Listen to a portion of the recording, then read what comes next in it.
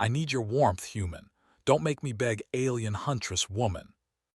Its surface was locked under endless ice, broken only by sharp black mountains and wide frozen plains. The wind never rested. It screamed across the land like a living thing, carrying snow so cold it could cut exposed skin within seconds.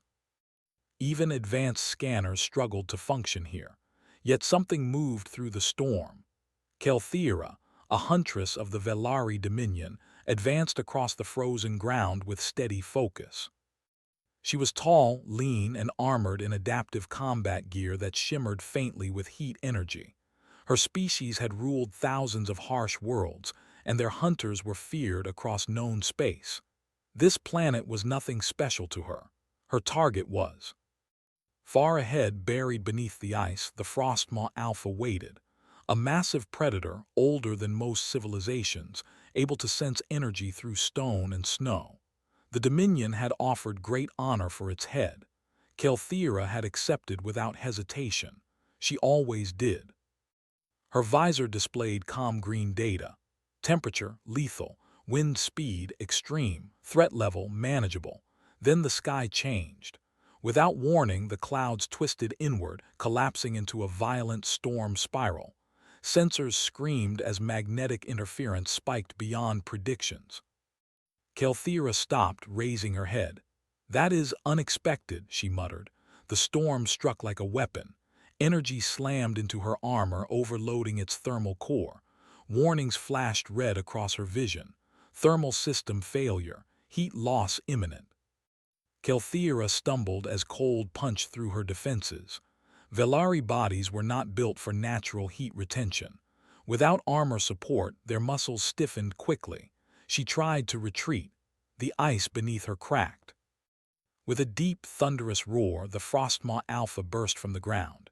Its massive form rose like a living glacier, eyes glowing pale blue. Kelthira reacted instantly, drawing her energy spear and striking hard. The blow landed, but weakly. Her slowed muscles betrayed her. The Frostmaw struck back, sending her flying across the ice. She slammed into a ridge of frozen stone, pain flashing white through her vision. Her spear skidded away, lost in the storm. The beast roared again, but the storm intensified, forcing it back beneath the ice. It vanished as suddenly as it had appeared. Silence followed, broken only by the wind. Kelthira lay still. Her armor was cracked. Its heat output was gone. The storm showed no sign of ending. She tried to stand. Her legs failed. Cold seeped deeper, numbing her limbs, slowing her thoughts. Her breathing grew shallow. A Velari without heat support could survive only a few hours in such conditions. She calculated survival odds. They were unacceptable. For the first time in her long hunting career, Kelthira felt something close to fear. Not of death, but of helplessness. Several kilometers away, another figure fought the storm. Ethan Hale, human survival scout, pulled his hood tighter as wind slammed into him. His crash pod lay half buried behind him, its beacon damaged but still blinking faintly. "Great," he muttered. "Frozen hell world and now a storm." Humans were not built for this either, but they were used to bad luck. Ethan adjusted the power pack on his thermal jacket, feeling its weak warmth against his chest. He had rationed energy carefully. Too carefully, maybe. His boots crunched through snow as he followed a signal spike his handheld scanner had picked up. "Life sign still active," he said softly. "Not human," he hesitated.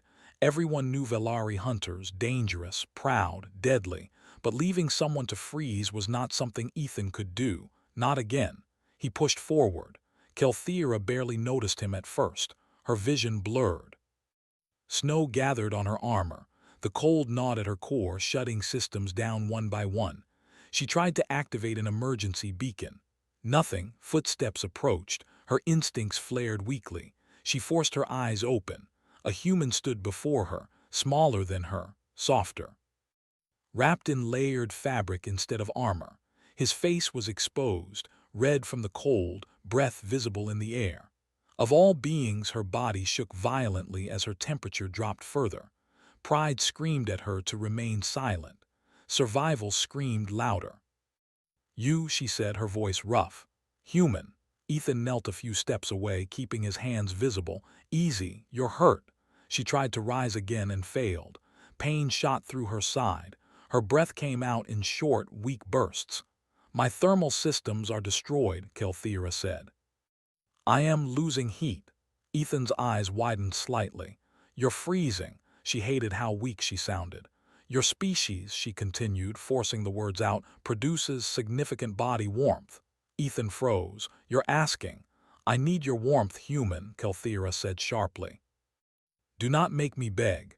The words tasted bitter. Silence stretched between them as the storm howled. Ethan looked at her armor, the cracked plates, the frost forming along its edges. He understood enough alien biology to know the truth. She would not last long. He swallowed. "If I do this, we do it my way." Her eyes narrowed, but she lacked strength to argue. "Speak," she said. "I get you to shelter first," Ethan said. "No weapons drawn, no sudden moves. We both survive." Kelthira studied him. A human unarmed, alone, standing before a Velari Huntress in setting conditions. Ridiculous and brave. "Agreed," she said quietly. Ethan moved quickly. He deployed a compact emergency tent, anchoring it against the wind. Inside, the air was thin but stable.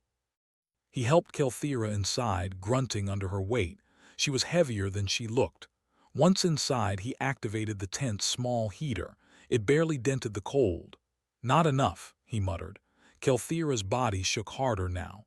Her teeth clenched, eyes unfocused. Ethan made a decision. He removed his outer jacket and thermal liner, wrapping it around her exposed armor joints. Then he sat close, careful, slow, and activated his own suit's heat transfer mode. Warmth flowed outward. Kelthira gasped softly as heat reached her skin. It felt overwhelming, raw, alive. Humans carried this inside them naturally. Her breathing steadied slightly. "You should not risk yourself," she said weakly. Ethan shrugged. "Humans do that a lot." Outside, something moved beneath the ice. Far away, the Frostmaw Alpha sensed two heat sources where there should have been one. It began to hunt again. The storm did not stop. Outside the small survival tent, the wind screamed across the frozen land of Krith 9. Snow struck the thin walls like thrown stones. The temperature continued to fall, dropping far below what any normal life form could survive.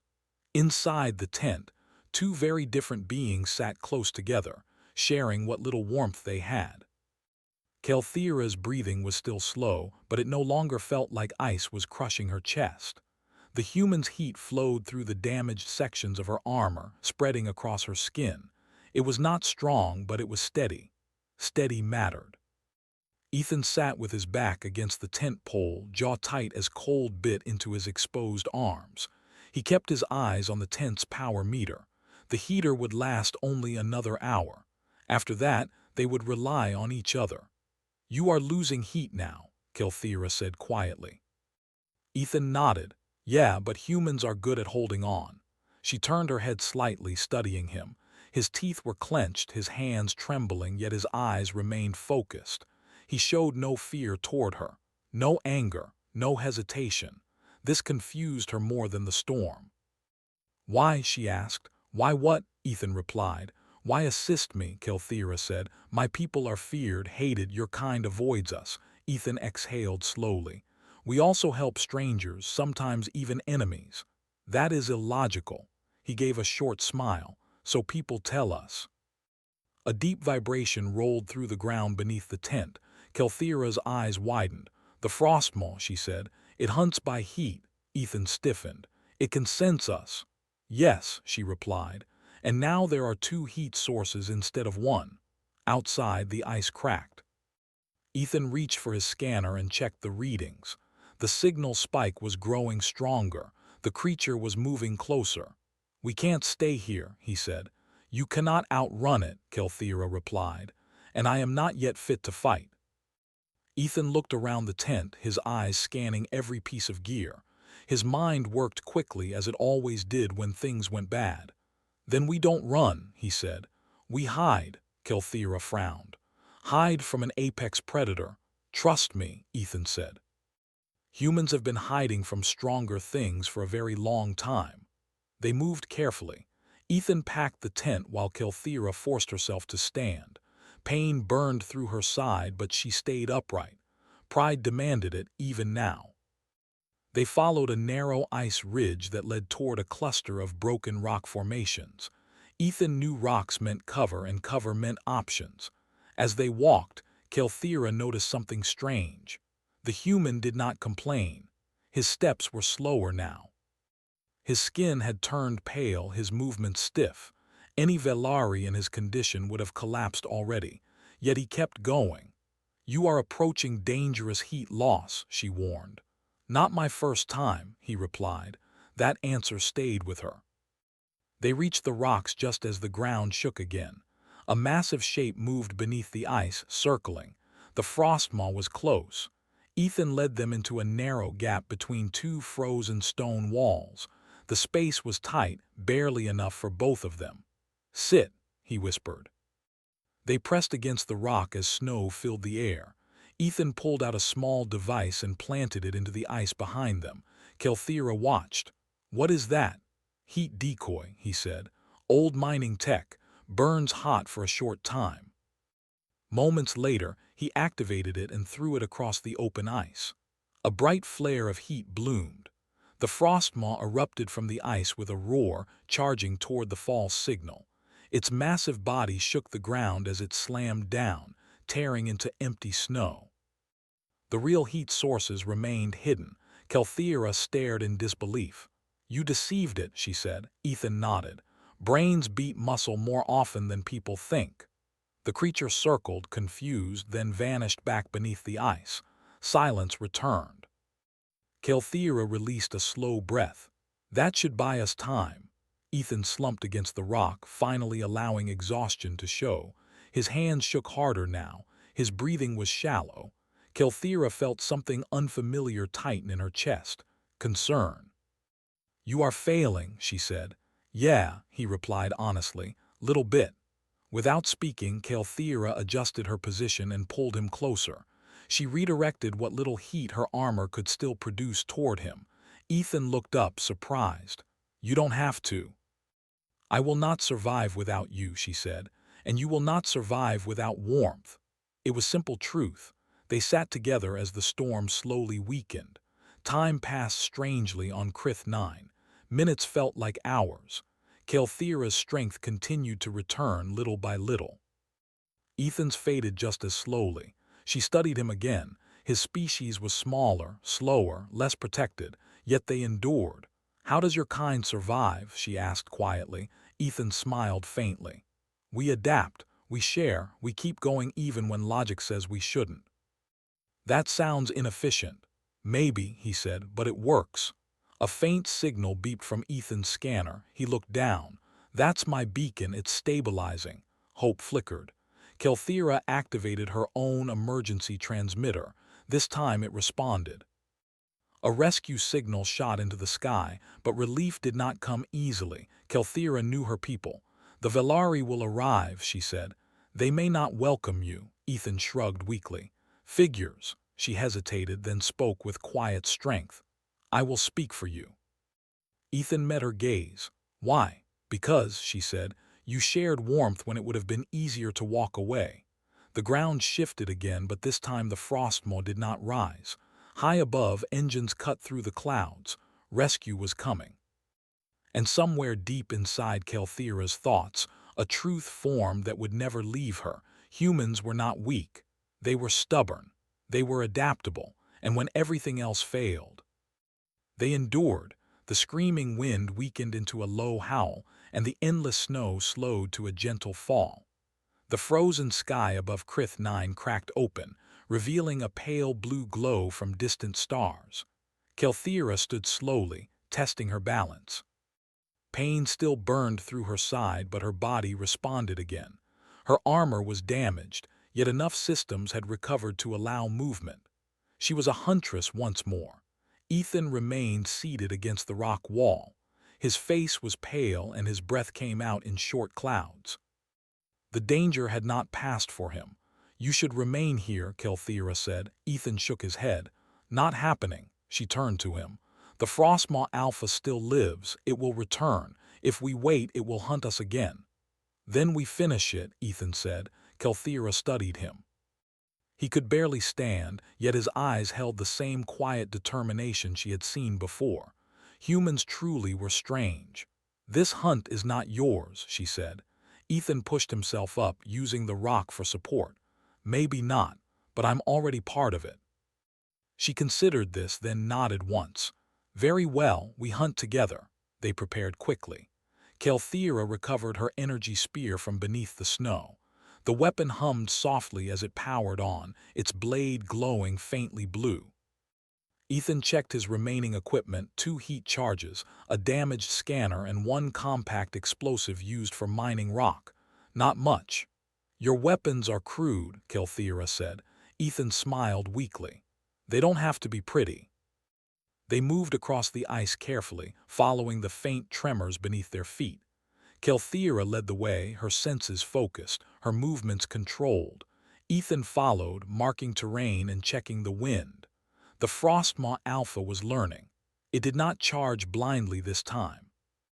It circled beneath the ice, waiting, testing. Suddenly, the ground exploded upward.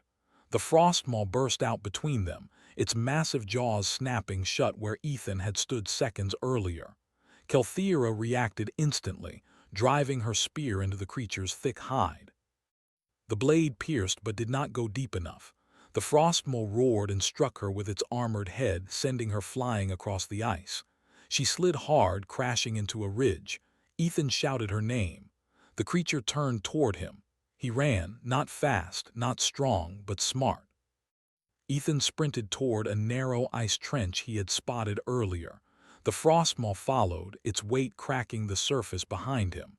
At the last moment, Ethan slid sideways, dropping into the trench. The Frostmaw lunged forward. The ice gave way. With a thunderous crash, the creature fell partially into the trench, its massive body stuck at an angle. It roared, thrashing violently. Kelthira forced herself up, pain screaming through her muscles. She charged, spear raised, aiming for the exposed neck plates. The Frostmaw twisted. Its tail slammed into her midair, throwing her hard against the ice again. Her armor cracked further. Warning lights flashed red. She did not rise this time. The Frostmaw pulled itself free. It turned toward her slowly, sensing victory. Ethan climbed out of the trench, breathing hard. He saw Kelthira on the ground, struggling to move. Something cold settled in his chest. He did not think. He acted. Ethan grabbed his last explosive charge and slammed it into the Frostmaw's damaged side plating, the same spot Kelthira had weakened earlier. The creature reacted instantly, snapping its jaws around him and lifting him off the ground. Pain exploded through Ethan's body as its teeth crushed his suit. Warning screamed in his helmet. His breath vanished. Kelthira's vision cleared just in time to see it. The human was in the Frostmaw's jaws. "No," she whispered. Rage burned through her exhaustion. She forced her body to move. With a roar of pure will, Kelthira rose and hurled her spear with everything she had left. The blade struck true. It pierced through the Frostmaw's eye and deep into its brain. At the same moment, Ethan triggered the explosive. The blast tore through the creature's weakened armor from the inside. The Frostmaw Alpha collapsed, its massive body crashing into the ice with a final, shuddering roar. Silence followed. Kelthira stumbled forward, barely staying upright. She reached Ethan's side as he fell from the creature's jaws and hit the snow. He was unconscious. His suit was damaged, his body temperature dangerously low. Kelthira knelt beside him, hands shaking. "You foolish human," she said softly. "Why?" She lifted him carefully, activating every remaining heat reserve in her armor and redirecting it toward him. She wrapped him in her cloak, shielding him from the cold. Minutes passed. Her emergency beacon pulsed faster now. Rescue ships were close. Ethan finally coughed, drawing a shallow breath. Kelthira released a breath she did not realize she was holding. "You live," she said. Ethan's eyes opened slightly. He tried to smile. "Told you humans hold on." She gave a short, sharp laugh, an unfamiliar sound. Above them, the sky lit up as Velari dropships descended through the thinning clouds. Armed hunt teams deployed, weapons ready. They froze when they saw the Frostmaw Alpha lying dead. Then they saw Kelthira standing protectively over a human. The Velari commander stepped forward. "Explain." Kelthira straightened despite her injuries. "This human," she said clearly, "saved my life. He fought when logic said retreat. He shared warmth when survival favored abandonment. The Frostmaw fell because of him." The commander looked at Ethan, then at the dead beast. Silence followed. Orders changed. Medical teams rushed forward. Ethan was placed onto a stretcher, surrounded by warm light and stabilizers. As he was carried away, Kelthira watched closely. She had hunted many creatures across many worlds, but today she had learned something far more dangerous. Humans were not weak prey. They were allies worth respecting, and when pushed to the edge of extinction, they fought back. The medical bay of the Velari dropship was silent except for soft machine sounds. Ethan Hale lay on a narrow bed, wrapped in thermal blankets. Lights moved slowly above him as scanners checked his body again and again. His temperature rose little by little, just enough to keep him alive. Across the room, Kelthira stood with her armor removed. Deep marks covered her skin where the Frostmaw had struck her. Velari medics worked quickly, but she barely noticed them. Her attention stayed on the human. A Velari commander entered the bay. His posture was stiff, his expression guarded. "The Frostmaw Alpha is confirmed dead," he said. "The hunt is complete." Kelthira nodded. "Yes." "There is also the matter of the human," the commander continued. "He interfered in a Velari hunt." "He saved a Velari Huntress," Kelthira replied calmly. The commander hesitated. Protocol failed," she interrupted. Her voice was firm. "I live because of him.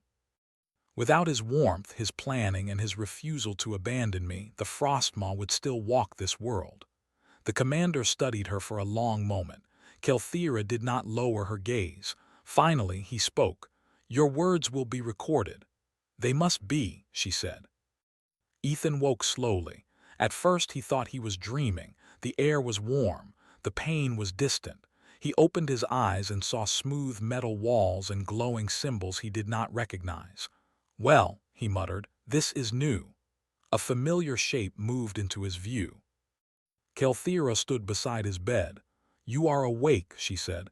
"Guess I didn't die," Ethan replied. "Disappointing the universe again." She tilted her head. "Humans joke at strange times." "It helps," he said. She nodded once. "You are safe, for now." Ethan shifted slightly. "Your people, they didn't throw me out an airlock." "No," Kelthira said. "They listened." "That's a first," Ethan said softly. She studied him carefully. "You nearly died for me." He shrugged as much as the blankets allowed. "Couldn't leave you." "Why?" she asked again.